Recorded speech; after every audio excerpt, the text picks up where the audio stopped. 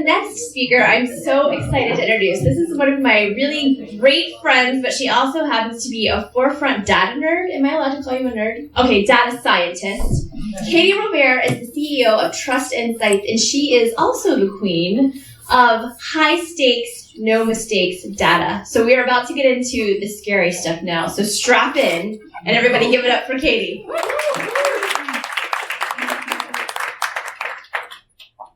I don't know how scary I'm going to be because I will be followed later on by Chris Penn, my co-founder.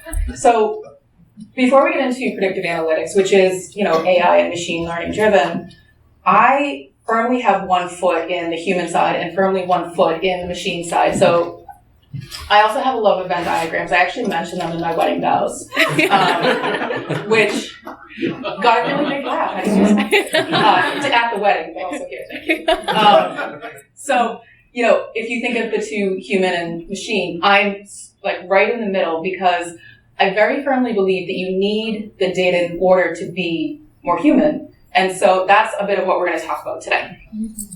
So, a little bit of housekeeping. Will the slides be available? Yes. Go to willtheslidesbeavailable.com. The slides will be available immediately. They're available right now if you want to follow. And that is marketing, ladies and gentlemen. It's a commonly asked question, so we try to make it as easy as possible for people.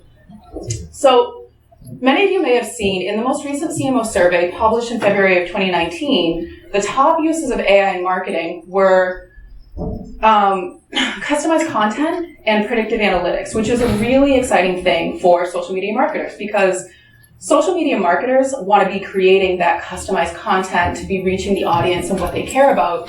And with predictive analytics, you want to know what's the most important and when to be sharing that content. So this was really exciting for us to see that CMOs were caring most about predictive analytics and this customized content, this personalization. However, when we took a look at the company's use of marketing analytics to make decisions, while you see that it is on an upswing, it is only 43.5%. Less than 50% of companies are using data to make decisions, which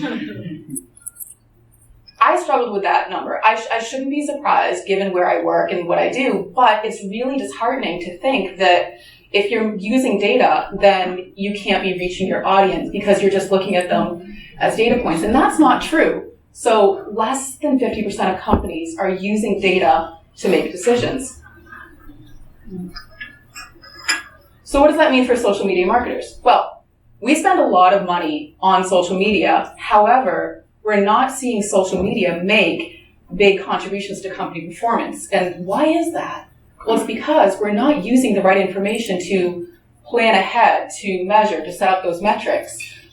We used to work with a very large weight loss company based overseas, and their audience was primarily on Facebook, social media, and they would spend 6 figures a month trying to reach these people, but not using any data to sort of make those decisions with. And it was just really hard as the ones giving the consultation and guidance to watch of, you could be doing something better. If you were using the data that we're providing you, then you could be making better decisions. You could be reaching them more efficiently. You could be getting better conversions. Because ultimately, at the end of the day, you want to reach the right people and you want them to buy the things that you're selling.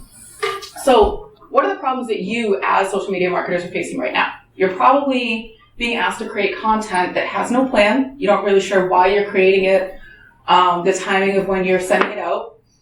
You have client demands or manager demands with no clear path to success. You can't measure what you're doing, and you're feeling like you're constantly behind. You're constantly reacting to data. You're not being proactive with the information that you have because it's this crisis comms or something came up or someone had a negative comment on Facebook, and so you're reacting to everything. You can never get ahead of the game.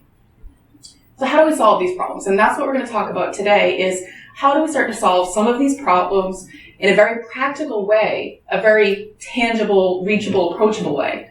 And that's where predictive analytics comes in. So we're going to give you a better understanding of predictive analytics. We're going to talk through some practical applications and ideas to use predictive analytics right now. And then we're going to help you ditch this is how we've always done it mantra, which we've all been there. It's terrible.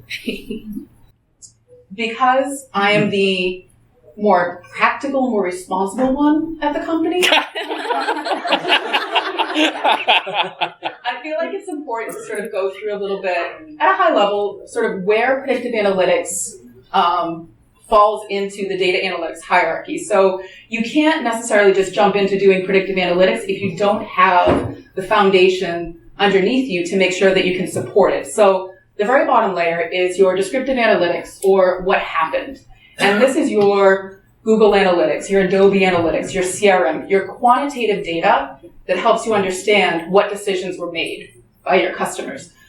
A lot of companies get stuck at this bottom rung. I used to work for a health IT company, and they were really strong in the research and academics. We worked with pharmaceutical companies, and they were really great with data, except when it came to collecting data about what was happening with the customers, to the point where we were so lost as a team that they let go of the sales and marketing departments because they didn't think that they were necessary. And then there was this sort of outrage of, why aren't we selling anything? Well, there was nobody to figure out what had happened, and we were just stuck there. I sat in 6 months worth of meetings talking about Google Analytics goals, how to set them up, what to set up, what are we measuring, because there was no plan. And unfortunately, this is very common with a lot of companies today. They don't know what to measure, and so they get stuck at this bottom rung. They don't know what happened. That said, when you do have that foundation really solid and squared away and you're measuring the right things, spoiler, you can move on to the diagnostic. Why did it happen? This is your qualitative data. This is your customer research surveys. This is the feedback forms. This is where people are really explaining to you why they made the decisions that they made. And this is so valuable, but you can't get there until you know what happened.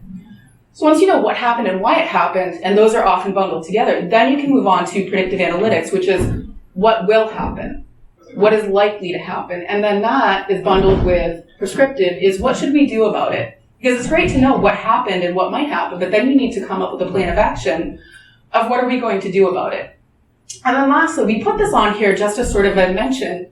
The fifth rung in the hierarchy is proactive, and this is where machine learning and deep learning come in really strong. So we're a few years away from this, maybe 5, maybe 10. According to Chris, we're already there. And this is when you can take all of those rungs, the descriptive, the diagnostic, the predictive and prescriptive, feed it into a machine, and then literally just show up to work. It hands you, here's your plan based on all of the data that you've input. We're not there. A lot of this is still done very manually. A lot of it is plugging in math equations. But at some point that will happen, and Chris will talk more about that later. So what is predictive analytics?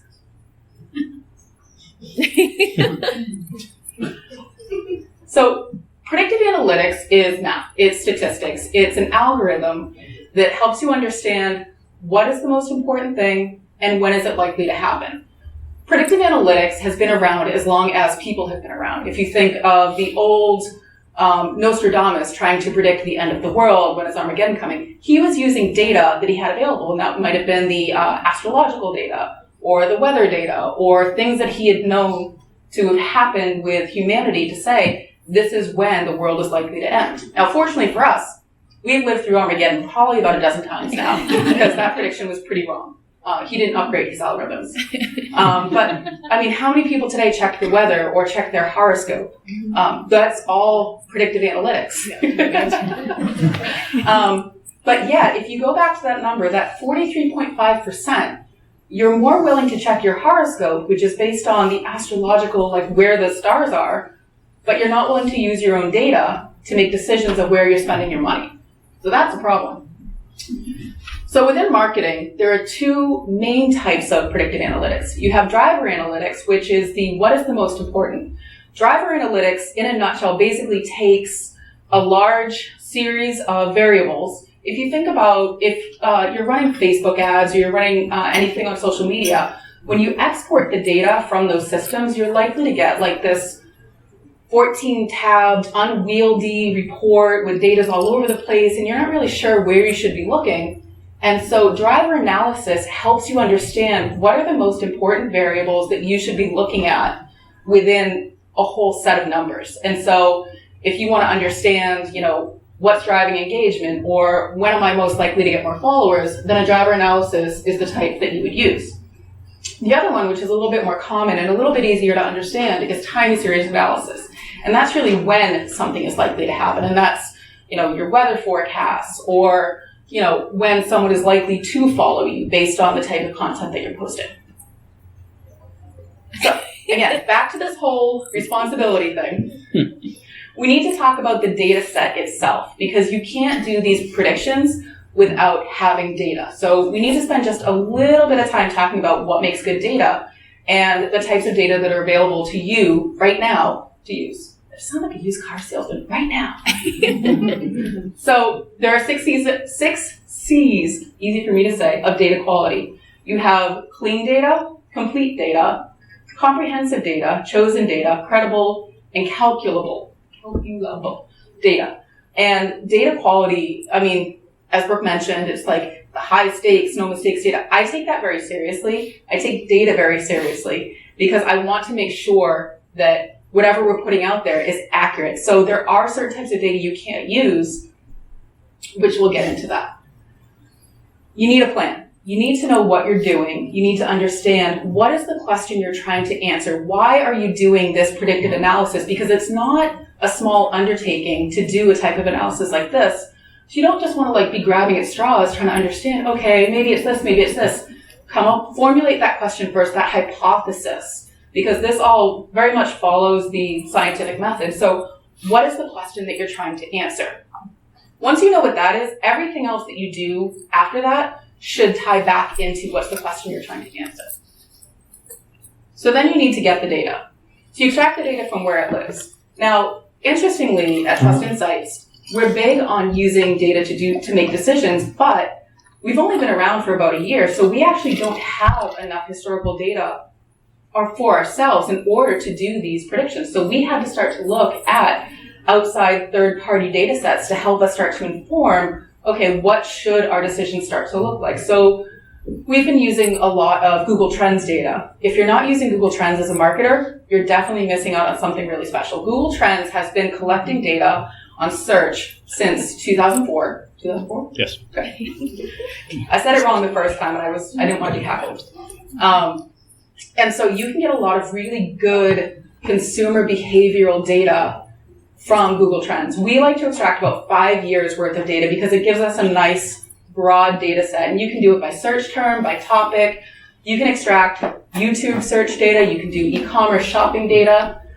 There's a lot of different kinds. I'm very much in love with Google Trends. But you can also use other publicly available data sources such as data.gov, Statista, the Bureau of Labor Statistics, a lot of healthcare data. It's a little bit older, but it can definitely do the job. But if you do have good data, if you do have clean data, pristine data that you have collected consistently, then you can use your own data. And this includes Google Analytics, your CRM, your financials, anything that you've collected consistently and that you feel like it doesn't have a lot of those anomalies in it, which you need to clean your data set. So even as you're extracting external data sets, you need to just make sure that it's the right kind of data set to answer the question. You can't just use anything to answer any question. There really needs to be some thought put into it. I am like a do it this way person. And then you identify which variable to predict. So this is your driver analysis. So as you have that large data set with all of the hundreds of millions of variables, that's where running a driver analysis can really help you start to narrow down on what is the most important thing to your audience. So if your question is what is getting us the most engagement, you might be surprised to find out that it's not time of day of posting or the length of the post. Maybe it's the sentiment around it. And so this is where you might need to do a little bit of feature engineering with your data set. And basically feature engineering is just adding more additional variables to your data set to make it a bit more granular. So if you think back to that data that you can extract from social media, it's probably telling you time of day. Well, time of day is great, but maybe you want to know what month of the year or what week of the year or what day of the week. And so you can start to engineer those additional variables into your data set to really get a more granular approach to figuring out what is the most important thing to your customers. Twitter, for example, you're restricted to a certain number of characters. Maybe you want to know, is a 10-character post or 140 characters, or the number of hashtags, or how long the link is. Like, all of those things matter to people because there's such a short attention span. And so including a bit of that feature engineering into your data set before you run the analysis is really going to help you dig down into what's the most important. So once you know that important variable, then you can run a time series analysis to figure out when it's going to be the most important to people. So you create the prediction, and then you build a plan of action. And this is where you get to really reach your audience and understand, okay, these are the things that are most important. These are the times when the things are most important. What are we as a company going to do about it? Because they have just given us all of this information to say, this is what matters to me the most. So you build the plan. So I'm going to go through now that we've sort of gotten all of that housekeeping out of the way of like good data, what you can use, we can now sort of talk about some of the actual practical examples of driver analysis and time series analysis. So with driver analysis, some of the big examples, and these are not the only examples, but these are the ones that in social media really sort of make the most sense. You have attribution analysis, obviously social media, and then you have customer reviews. So with attribution analysis, what it really means is what are the combination of things that are working to drive conversions. So Google Analytics, for example, has an out-of-the-box attribution analysis feature, but it's not great because it doesn't really get to that level of detail that's really going to help you make decisions. And so we like to use something called a Markov chain. And a Markov chain model is essentially like a game of Jenga. So with Jenga, if you pull one piece out, everything comes toppling to the ground. And so Markov chain model is very much the same way, where you need all of the pieces working in conjunction together in order to not topple everything to the ground. So in this example, what we saw with one of our clients was they were spending a lot of money on Facebook. Now again, you can get some level of detail out of Google Analytics, but it's going to tell you social, but it's not going to tell you specifically the platforms within its attribution model. So this client was spending a lot of money, a few $1,000s, tens of $1,000s a month on Facebook as a platform to drive conversions. And once we did the Markov chain attribution model, what we found was that it was Twitter and LinkedIn that was really driving conversions for them. So they were able to start to pivot their strategy and say, okay, Facebook's important, but we're ignoring these other social channels over here that organically are just kind of doing their own thing. So imagine how much better it would be if we actually started to pay attention to it and do more. And so with social media, once you know what channels are working for you, what platforms, then you can do the social media driver analysis, which, we talked about a little bit, but in this example, we had a company that had multiple social media accounts. They were a regional company and they had a bunch of regions, like hundreds of regions all over in the United States. And they couldn't nail down what was working, what was driving growth of their accounts. And so unsurprisingly, it was the size of the audience at posting. So the interesting thing about a lot of this predictive analysis is that it's not necessarily telling you something you don't know. It's validating your assumptions. It's making sure that you're not just making decisions based on anecdotal data. It's saying, okay, I think I know what the outcome is likely to be. Let me just double check, run the analysis. Okay, great. Now I can back up my decision with data. So if someone comes and questions it, you can say, this is what the data is saying. So this is the action that I'm going to be taking. And then this was a really interesting case study that we did. So we actually worked with a very large staffing company. It was a trucking company. And what they wanted to know was what is driving those top-rated reviews on the review sites. I believe it was Glassdoor. And they wanted to know, what are people saying? What keywords are they using? What is driving people to leave those top-rated reviews versus the lower starred reviews or something? And so unsurprisingly, again, we could have guessed this, but by running the data, we know for sure people care the most about pay and people care the most about the culture. And in a trucking company, culture is an interesting thing that they may not have thought about because each one is essentially an independent contractor. So they need to make sure that they are providing the type of culture that someone who works at a trucking company would want, which would then allow them to leave that 4-star review. So you can sort of see how they were trying to figure out what is driving this thing, and then we were able to sort of help them start to understand this is what's driving those top reviews. So in a nutshell, that's driver analysis. It's really helping you understand what is the most important thing to your audience. What do they care about the most that is helping you reach your goal? And if your goal is those top reviews, if your goal is more revenue, more followers, this is the type of analysis that you would want to run in order to understand what to do more of and what to do less of. And now a time series analysis, once you sort of know that, then you can figure out the timing. The thing that I like about a time series analysis is you can run the analysis once and use it multiple different ways. So it's very scalable if you're a smaller shop and you're looking to do something a little bit more data-driven. So a time series, if you think about SEO, content creation, again, social media, and then advertising.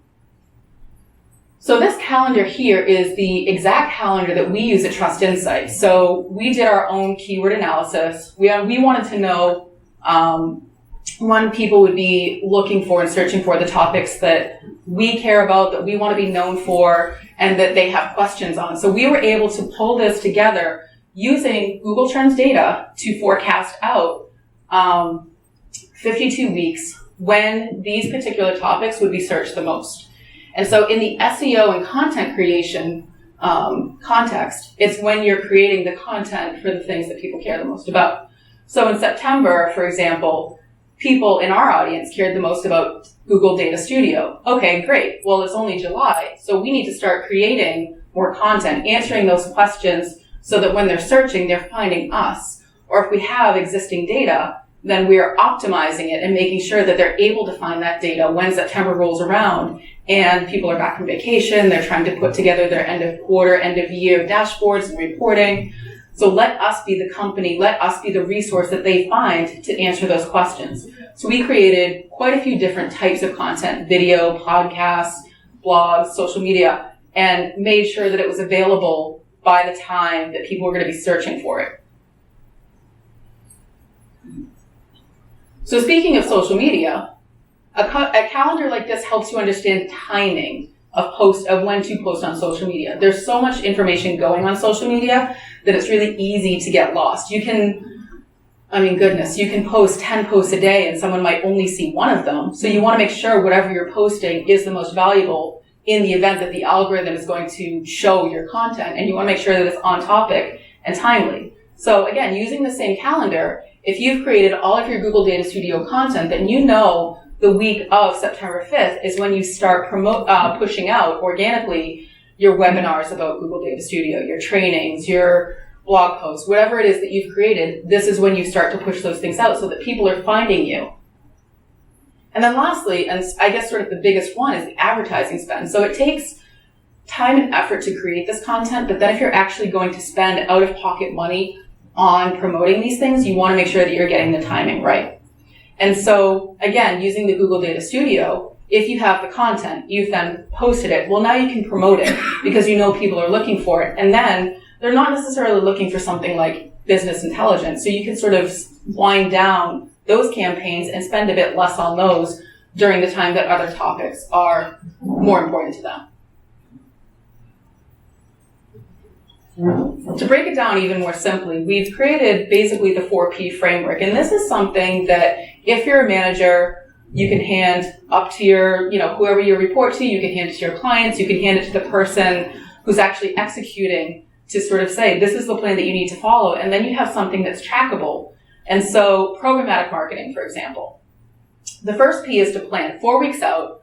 Do we have any content on programmatic marketing? No? Okay. We need to start to delegate that out. We need to start to outline it, do our research. Do we know what it is? Is this something we want to be known for? So that's what you do 4 weeks out.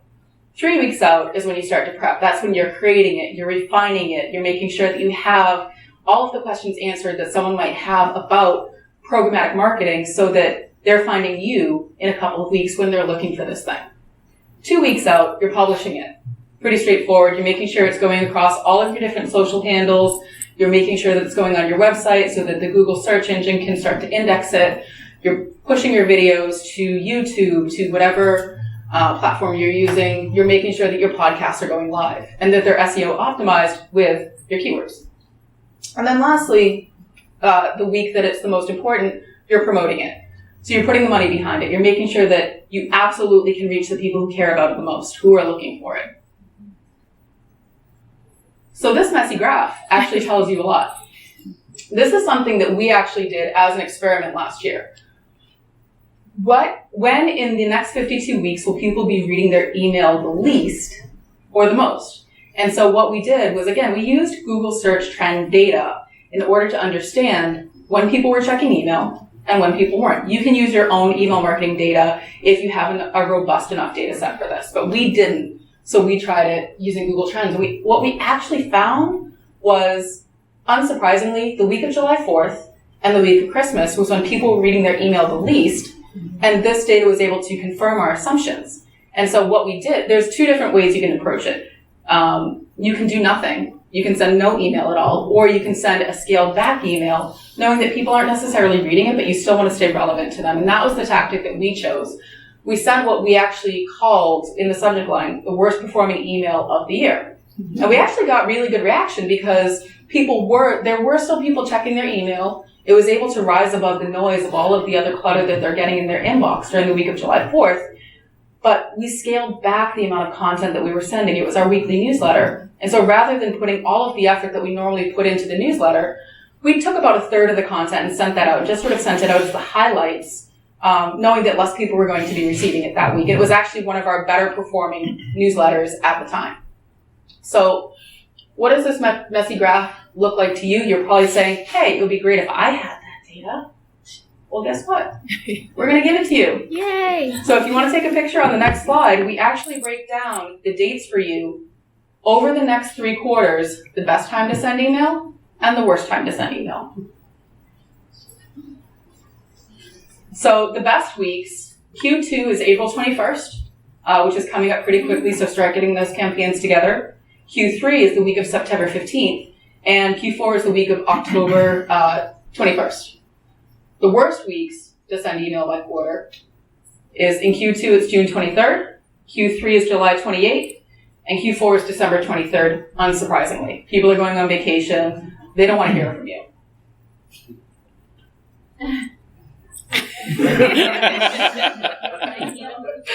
Thank you. So, predictive analytics. It's just math. It's not super scary. It's accessible. It's something you can get started with right away in your daily routine. It's something you can get your team using to make better decisions, more data-driven decisions to reach your audience in a more effective way. So you're not just, putting your message out to anybody who might be listening, but to the right people at the right time. And that's it.